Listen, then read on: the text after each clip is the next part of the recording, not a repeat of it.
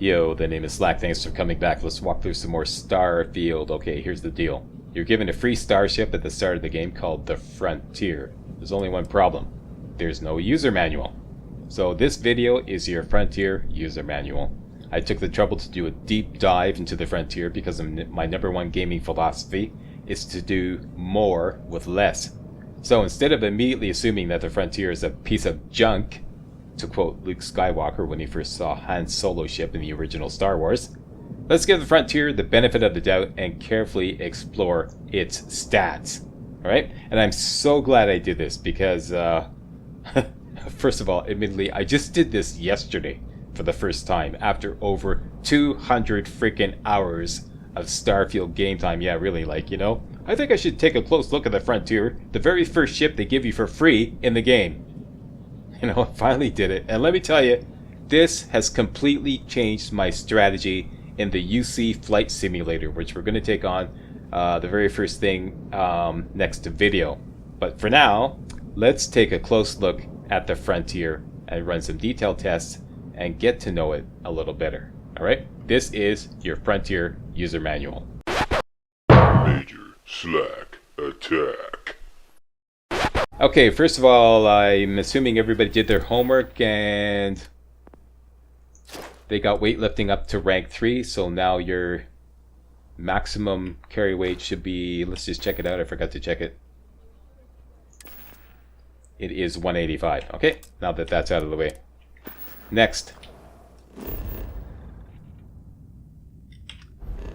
Bring up your map, go to Galaxy, and let's, instead of fast traveling to Alpha Centauri, let's just set course.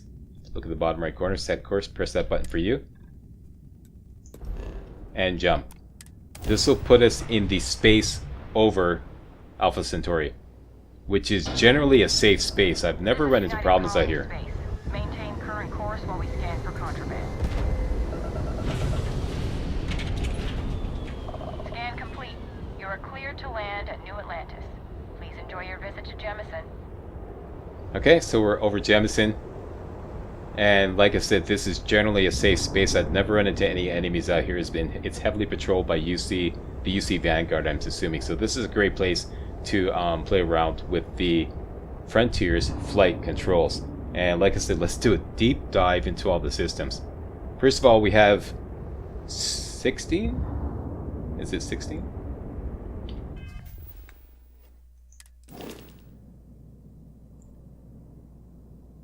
Reactor says 15.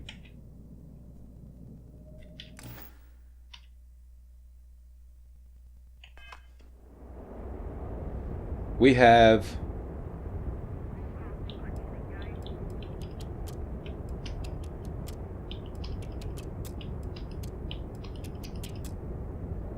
yep, 15 power nodes at our disposal, as indicated by the reactor. Okay, reactor 15. Let's power up all the systems individually and see what they could do. Let's start with the engine. Okay, let's give the engine 1 bar and then take it up to maximum speed and see what that maximum speed is. Okay, if you look, I'm just going to use my targeting circle as a pointer. Okay, so down here is your speed indicator. It's not really proper to call it a speedometer. It's more like a maximum speed indicator or minimum speed indicator. And push forward, whatever button you use to push forward when you're on the ground and running around, and that will bring it up to maximum speed. Okay, and as you can see, our maximum speed with 1 bar in the engine is 24, whatever that is, 24 kilometers an hour or 24 miles an hour. They don't really indicate what it is, but it's 24. Right? Drop it back down. Now let's put some more bars into engine. Max it out, so to speak. Okay, 6 bars in engine, and now we're going to go up to maximum speed. Push forward. There's your maximum speed there. And as you can see, with 6 bars in engine, the maximum speed is 149. Back down to 1 bar. Boost. Look at the bottom right there. You see boost. My boost is left shift. With 1 bar in the engine, the maximum speed you can attain with boost is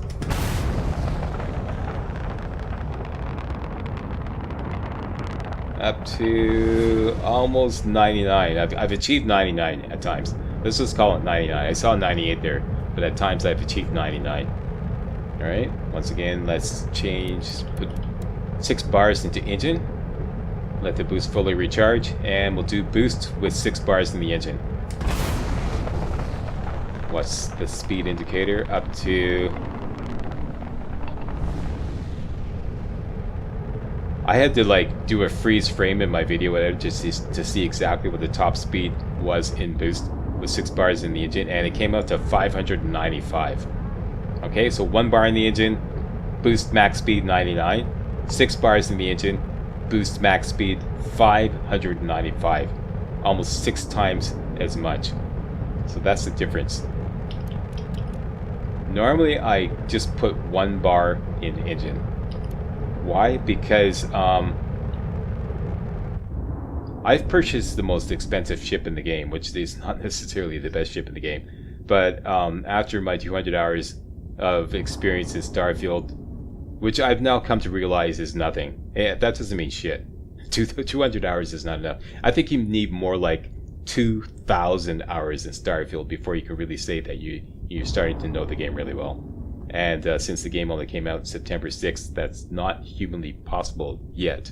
Alright, so yeah, that's my humble opinion. You need 2,000 hours.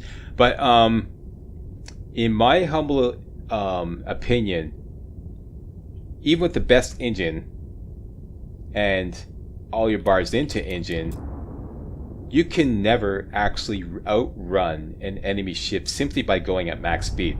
I've never been able to do it, and I've tested five different ships. Never been able to do it. Just like going maximum speed with everything in your engine, can't do it. Shifts or like boost, yeah, you can temporarily outrun them or shake them off, but just by going maximum speed, never. So the only reason I would put more bars into engine is if you're going to frequently use boost to shake off enemies. And just so you know,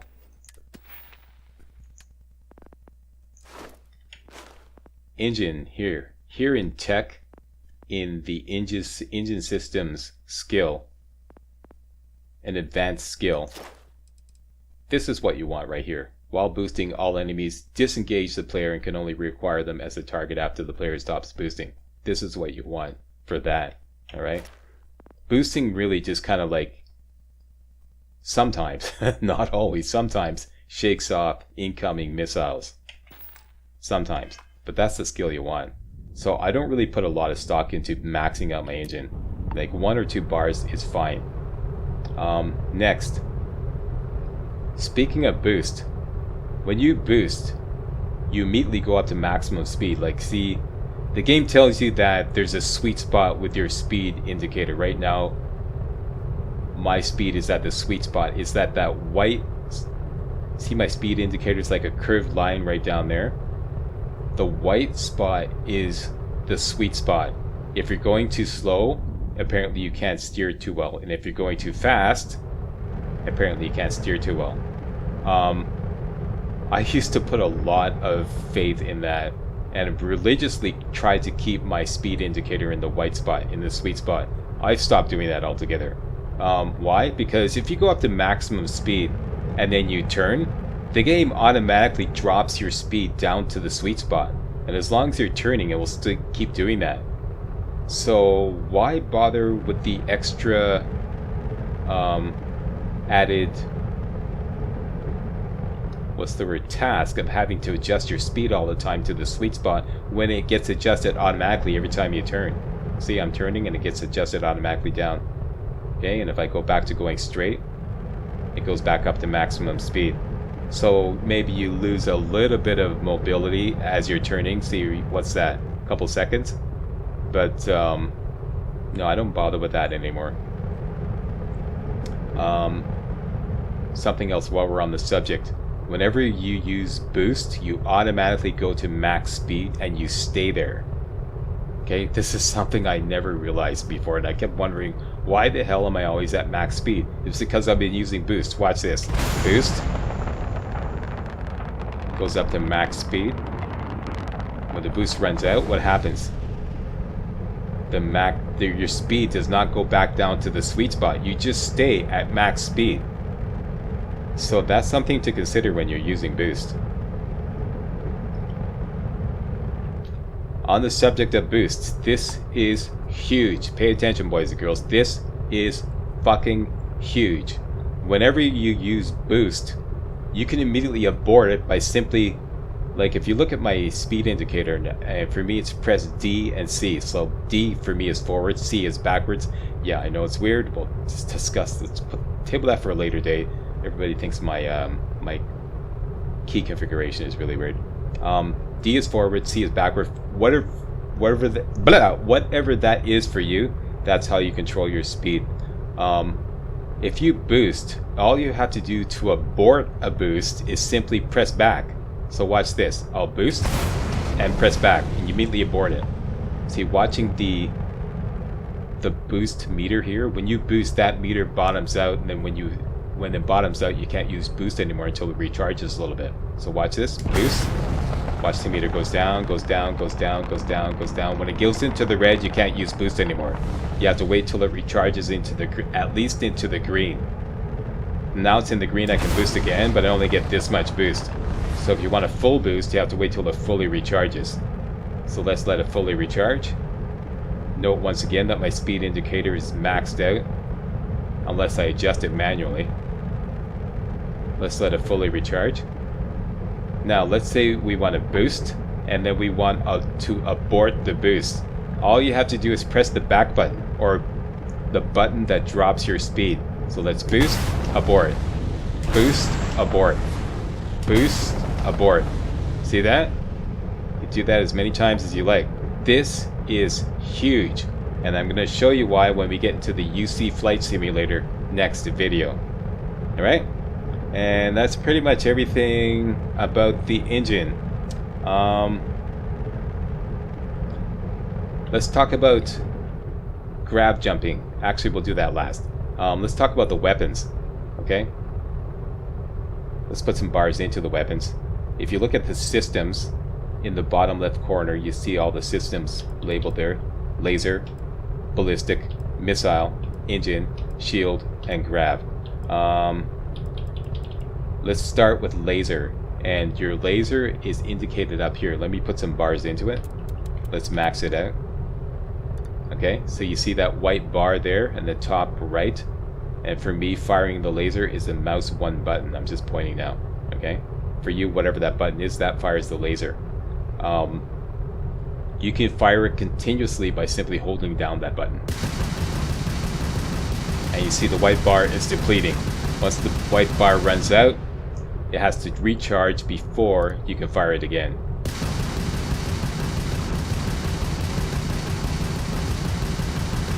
It doesn't have to fully recharge. You can fire it right now, but it has to recharge just a little bit. But if you don't let it fully recharge, you only get so much gas in the tank when you decide to fire it again. Okay? Now, I have 6 bars in the laser right now. Let's just bring it down to 1 bar and see the difference. Okay, so looking at the bottom left corner, I only have 1 bar in LAS, laser. Now watch. The fire rate is the same. It runs down the same. What changes? The recharge rate. That's the only thing that changes with this particular weapon on the Frontier. The recharge rate is a lot slower if you put less bars into laser. I tell you, I was always under the impression that if you put less bars in laser, you did less damage. I thought that was the criteria. No, everything changes. Everything stays the same. If you look at the Frontier and you look at the stats, you can hover over each system here, and you'll see the stats of that particular system. Okay, so here's our laser. It's the Dragon 221P MW Pulse laser, and it does 3 hull damage, 9 shield damage. It is more efficient against shield, and its fire rate is 6.65. That never changes regardless of how many bars you put into laser. The only thing that changes is how fast it recharges. Alright, so that's something to keep in mind. And as you can see, it's most effective against shields. As they tell you, they plainly tell you that in one of the, I think in one of the load screens or even in the help file. Alright, let's back out. So that's the only thing that changes with respect to how many bars you put into laser. Next, ballistic. Let's put 4 bars into ballistic. And then take all the bars out of laser. Now you see that there's a white line at the top left. That's our ballistic weapon. For me it's mouse 2, for you it could be something else. Okay, so our ballistic weapon is the Mahler 104L cannon. And those are the stats there. As you can see, it is highly effective against hulls. Does 13 hull damage, but it's not as effective against shields. It only does 4 shield damage. But it still does some shield damage. That's important. Why, Slack? Because let's just take a look at it, how it fires.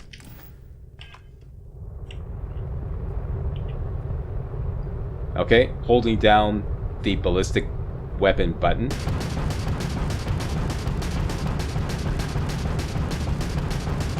As you can see, it bottoms out. The meter bottoms out after every shot. With 4 bars in ballistic, here down on the bottom left, 4 bars in ballistic, we can basically fire this cannon continuously forever. Forever.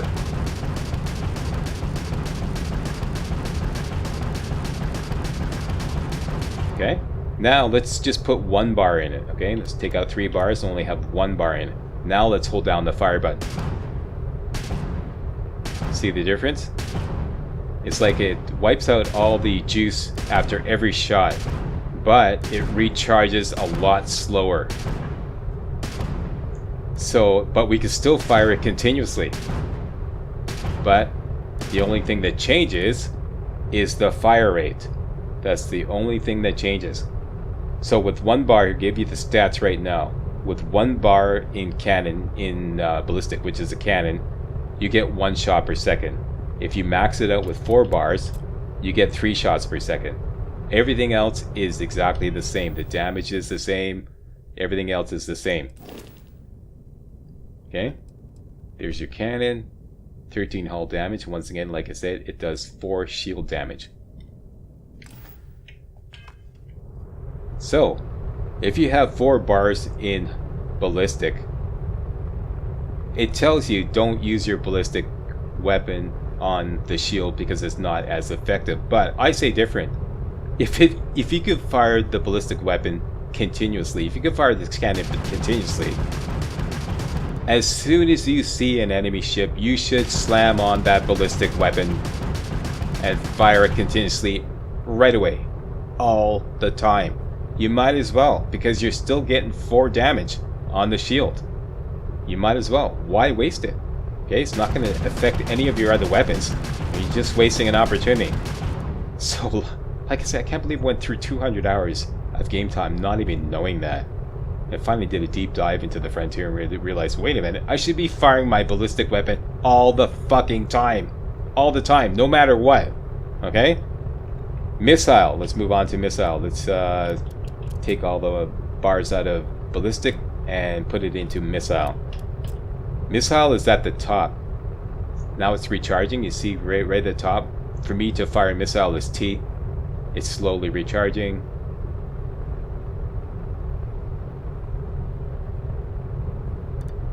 Now it's at full charge. The deal with the missile is it's pretty much only effective once you've locked onto the enemy. Once you've locked onto the enemy, it sends a homing missile at the enemy. And this is how it works for the Frontier by default. Let's take a look at it in the ship inspection screen. This is your missile. It's whatever. Let's just call it the 270A missile launcher. Okay, the 270A missile launcher made by Light Scythe, and It does 47 hull damage, it does 47 shield damage, it does a ton of damage compared to the other weapons, but the only drawback is you only get 6 shots and it's only effective when you're locked on. So let's fire the 6 shots. 2, 3, 4, 5, and 6. Now it has to recharge. We can't fire again until it recharges.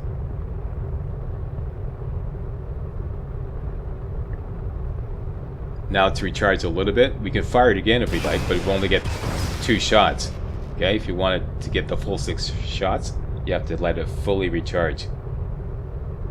Okay, and I'm going to give you the stats on the missile right now. If you only have 1 bar in missile, it will take 50 seconds to fully recharge. If you have 3 bars in missile like we have right now, it'll only take 20 seconds to fully recharge.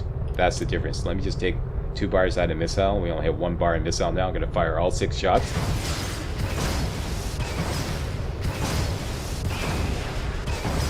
Okay, let's let it fully recharge, and you can just see for yourself, according to the timestamp in the video, how long it takes to recharge. That's the only difference with regards to how many bars you put in missile. Nothing else changes. The damage doesn't change, whatever. Nothing else changes, just how long it takes to recharge. And once again, it's only effective if you're locked on. Not necessarily in targeting mode, but rather locked on to the enemy.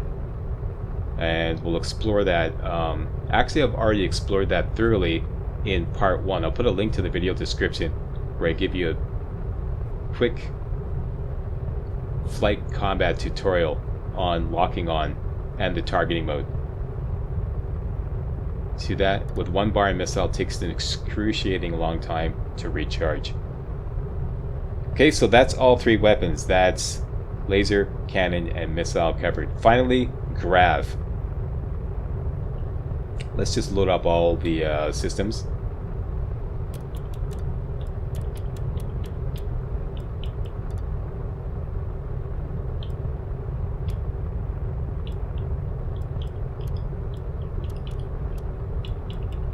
Actually, let's cover shield first, because grav is, I want to do that last. Okay, shield.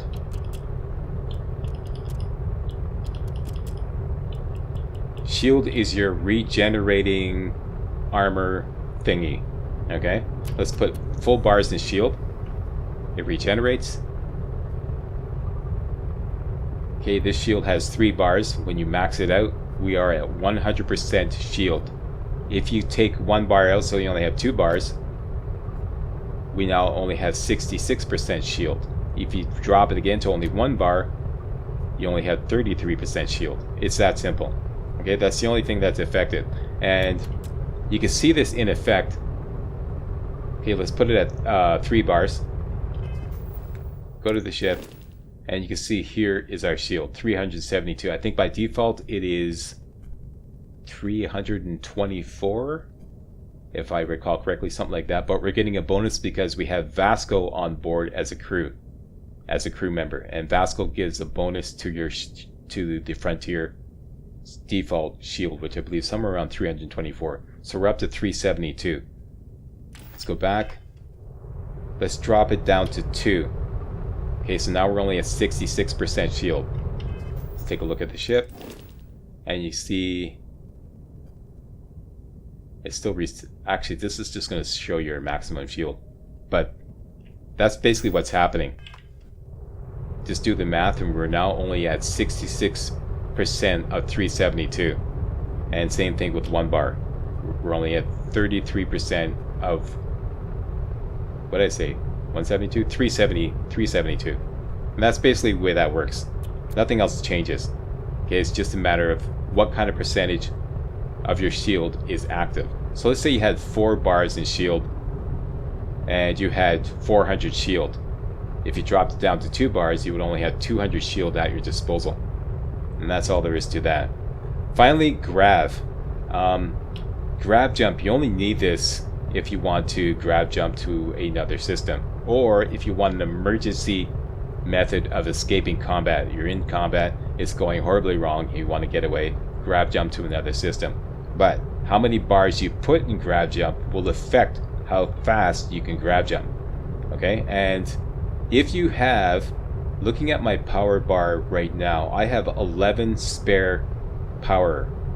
Even if your grav is empty and you try to grav jump, the game will always immediately try to fill up your grav with as much power bars as you have spare. So right now this will max out my grav and will basically jump in. I got the stats here. I actually had to put this in a video editor to slow it down. If your grav bar is maxed out, let's just do that. Okay, let's say it's maxed out like this. You will grav jump in 0.84 seconds. Alright, let's just try this now.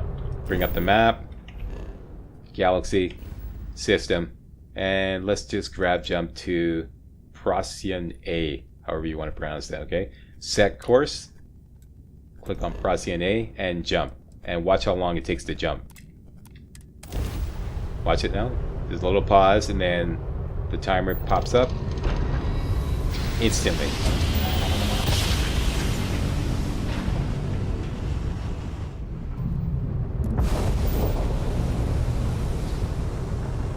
How fast was that, Slack? It was too fast. I couldn't see it. Yeah, I know. That's why I put it into a video editor. And pardon me, I had to slow it down to a frame by frame. Hang on a second.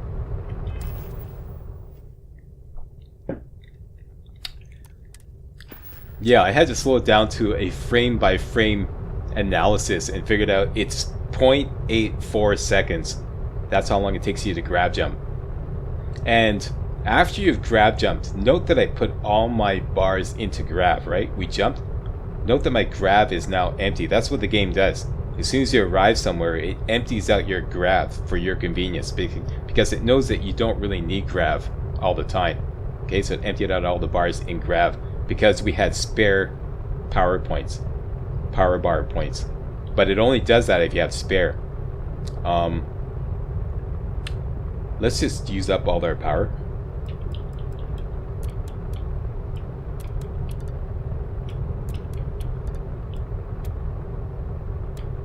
Okay, so we have 0 out of 15 power available. If we try to jump somewhere now, won't be able to do it. The game will tell you can't jump because you haven't powered up your grav drive. So let's just try jumping back to Alpha Centauri. Set course. Hang on, back out. Set course. And jump. Not going anywhere. Grav jump pending. Power up grav drive. You're not going to go anywhere until you put at least 1 bar in grav drive. Okay, so let's just do that. And now watch how long it takes to grav jump.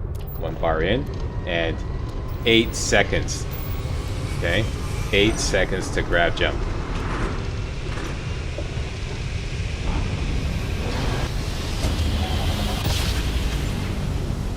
That's the difference.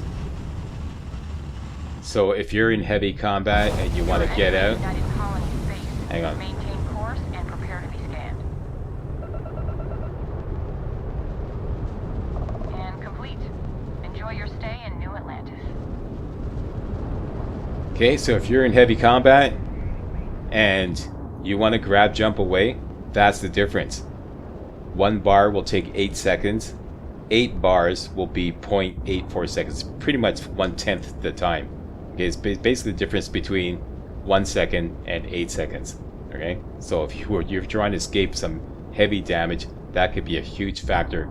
How many bars you put into grav. So basically, if you want to escape heavy combat, you know you're going to die.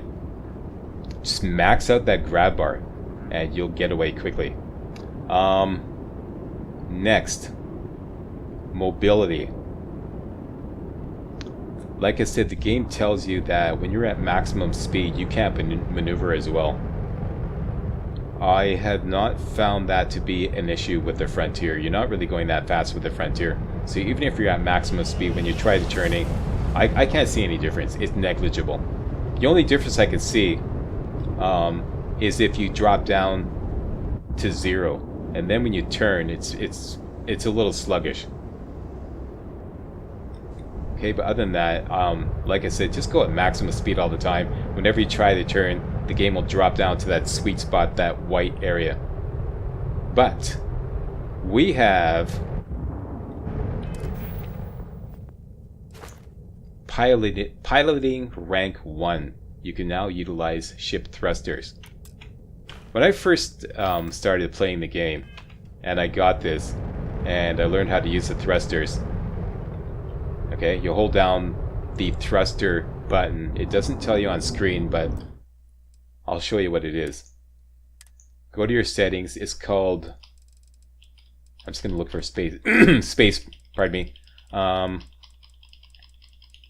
It's the same button as their jump button when you're on the ground. Let's go to ship controls.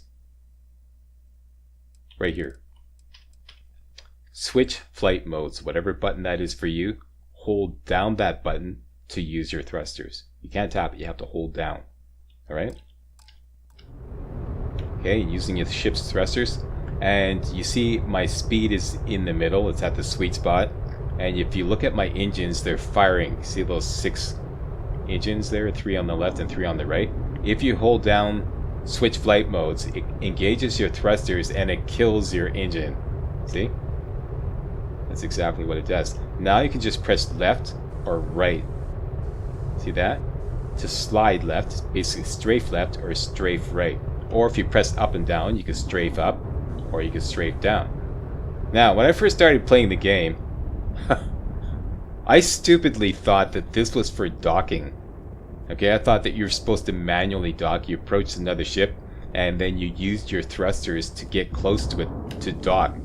Not realizing that you can there's a docking animation that is available for you as soon as you get within 500 meters of any ship. Okay, not an enemy ship, but a friendly ship.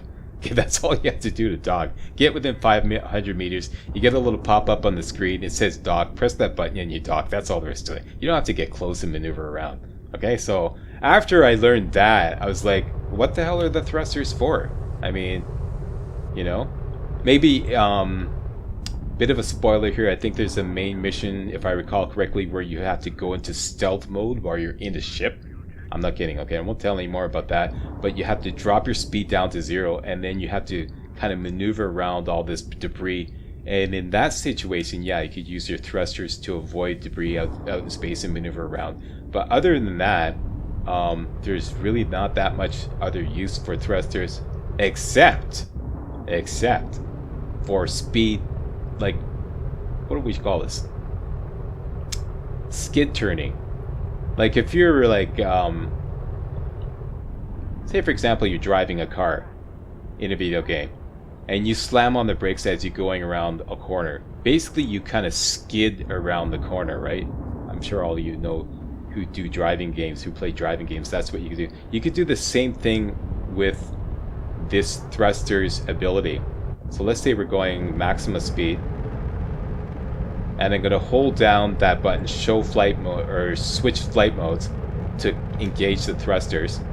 Kills the engine. But at the same time, if you turn while you do that, you can turn very quickly. So watch this.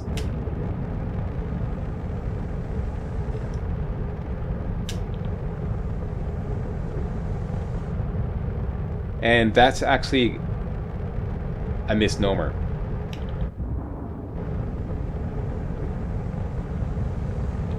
You don't really turn any faster than normal. What happens is your thruster, your engines aren't firing as you're turning. So instead of turning on the trajectory, you're basically turning on a dime, which is a lot more useful. So let's try to get to an area where there's some debris and I can demonstrate this a lot better. This is going to be a crapshoot.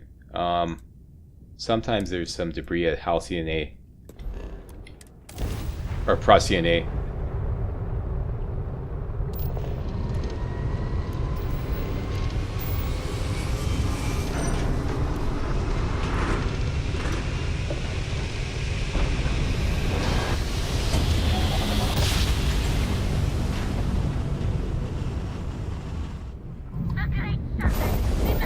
Uh-oh. This is not good. I don't want to do this. Okay, this is a perfect example of what to do.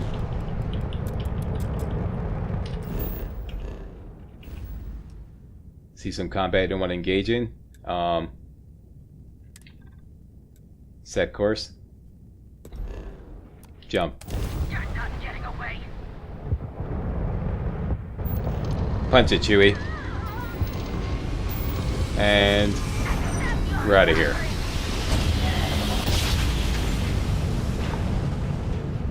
Those are only level 14 ships. I could have easily taken them, but that's not the subject of this tutorial. Okay, so we have no debris here. We have to find a system with some debris. And I'm only getting 40 XP for discovering this location. That means that I don't have the well-rested bonus. That's another thing. As you're in your ship, you can actually get up. This is something else I never knew. Just because you're in space doesn't mean you can't get out of the pilot seat. Typically, I would drop down the speed to 0, and then just hold down the activate button, whatever that is. Hold down, you can get up right now. Walk around your ship, do something, you know, make a sandwich, have a little nap, do whatever. So let's do that, let's have a nap. Get the well-rested bonus.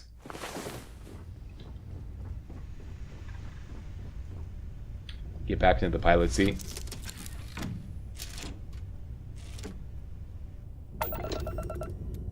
And away we go. Something else before I forget. Right now I'm in chase cam mode. I covered this before, but I'll just quickly review it. Now, right now I'm in chase cam mode. Mouse 3, I wonder what that is. Let me just look at my settings here, just so that everybody can understand.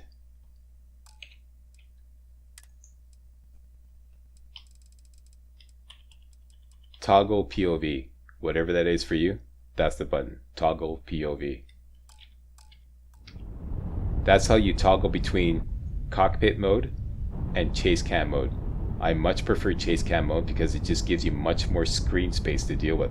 In cockpit mode, look at everything's like, you know, so much is blocked off. Chase cam mode, you basically have all the open space around your ship to look at. Now, you can go into another mode. If you're in chase cam mode, you can hold down the toggle POV button. Now watch what happens. Now you have free look. Now you can just look around your ship. All the way around. You can see who's behind you. The whole deal. Isn't that cool? I only wish the Y-axis controls were reversed, because this kind of throws me off. If I push up on my mouse, I want it to be able to look under the ship, not over the ship. And to get out of this, just tap the toggle POV button again. Okay, and you're back in chase cam mode. Okay, and we want to get to a system that has some debris, so we have to look around. Let's try Narian. This is a crapshoot. The game tends to spawn debris randomly at any system you go to. Debris or asteroids or whatever.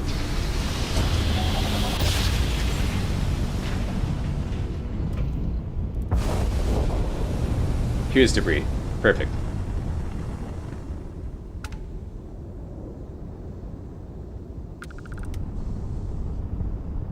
Okay. Turning.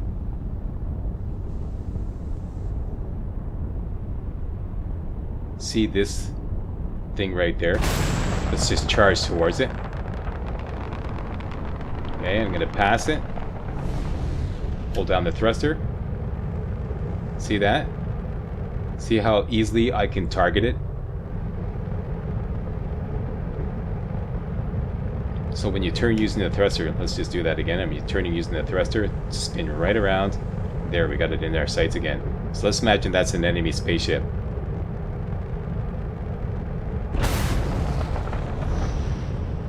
Okay, enemy spaceship. And it passes us, and we're trying to target it again by turning normally. That you've all been in this situation where a spaceship goes flying by you.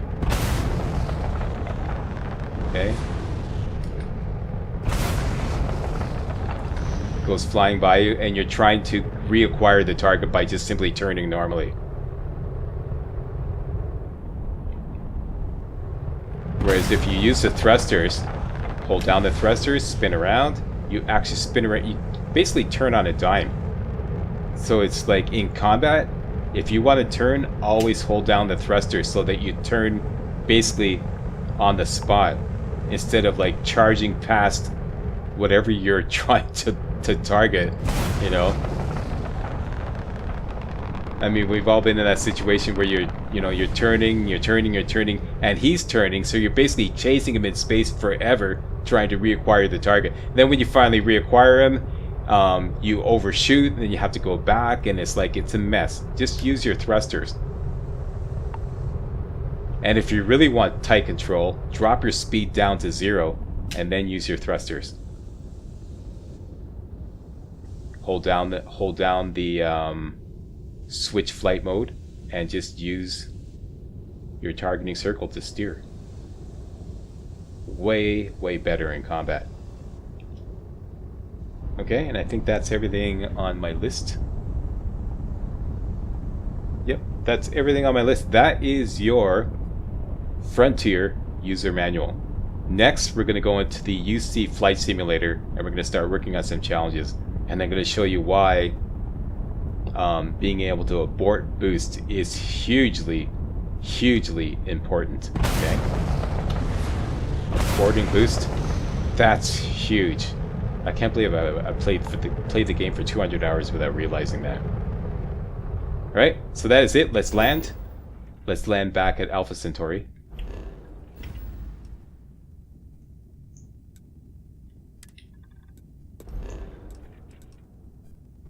Actually, I don't want to do that.